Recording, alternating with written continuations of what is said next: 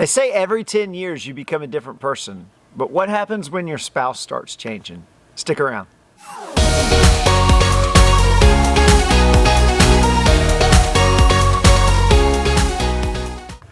Several years ago, Daniel came home and he had been thinking about something, and he approached me and said, I've decided I would really love to go back and work on a master's degree. Now this... Bonnie about hit the floor because I hate school. He was a terrible student, and he didn't... Terrible. You didn't enjoy it, I'll say that. I was a terrible student. And it surprised me that he wanted to go back and do some more schoolwork. And we knew that that process was going to take a long time. It was going to take financial expense, and it was going to require me to take a little bit more on with the kids. And so we took some time and prayed through it and felt like this was definitely a good thing and something he needed to pursue.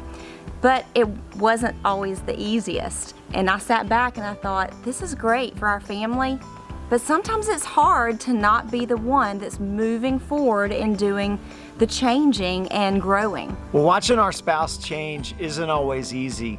Sometimes it can be a change that's for the bad. Sometimes it can be a change that's for the good. Whether it's an educational change or a fitness change or finances, we're always not prone to change or want to do these big things at the same time. Sometimes I'll get an idea for something and Bonnie's like, wait a minute, what? Or sometimes she'll get an idea and I'm like, yeah, that's the last thing I want to do. But how do you navigate change together as a couple?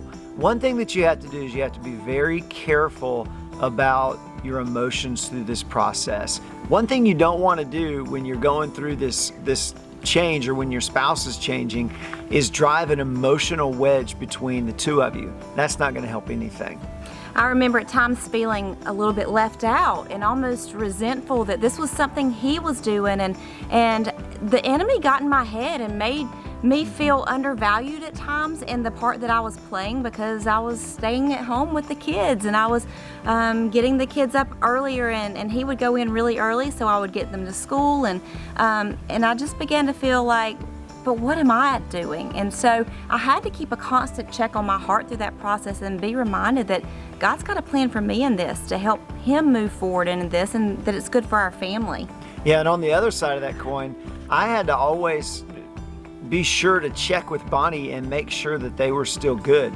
Some of the things that I wanted to do, whether it was go back to school or do some physical goal or something like that, they really didn't feel called to do, so they just kind of had to do it with me. So one of the things that I really tried to do was to do it in such a way that it didn't require a whole lot of them. Now, some things it's impossible to do. Some things you have to be on the same page if you're gonna set a goal or do something big.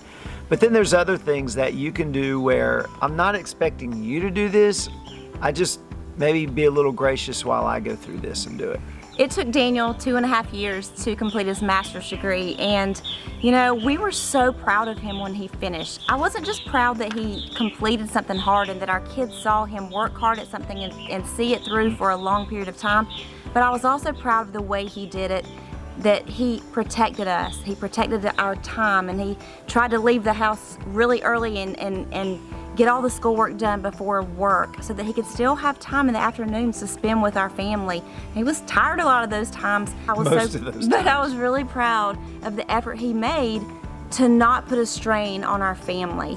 It was something that meant a lot to him and something he wanted to do, but he did everything in his power through that process to bring us along and to not put too much on us. And I appreciated that, and it made us even more proud of his accomplishment in the end. Thanks, Bonnie.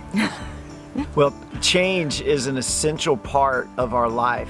If we don't change, move forward, then we're not growing. We can become stagnant in our life. Ephesians 4:2 says this, it says, be completely humble and gentle, be patient, bearing with one another in love. In humility, when our spouse is going through some sort of change, we always have to check our heart and make sure that our heart's in the right place towards our spouse and towards the Lord.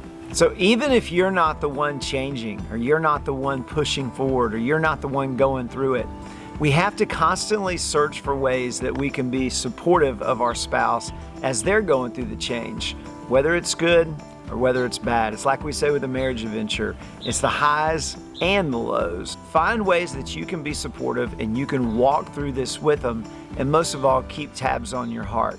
Make sure you're in a good place with each other. Like we said at the beginning, we've heard it that every 10 years we become different people. And we hope that through the process of our marriage adventure that we're changing together and we're moving forward together, and that we're constantly staying in connection with each other so that we can get to the end of this journey and realize we've evolved together. And maybe we're different people than when we started, but we like who those people are in the end, and that we're still together and connected. Well, that's all we have for this week. Have a great week. We'll see you next time.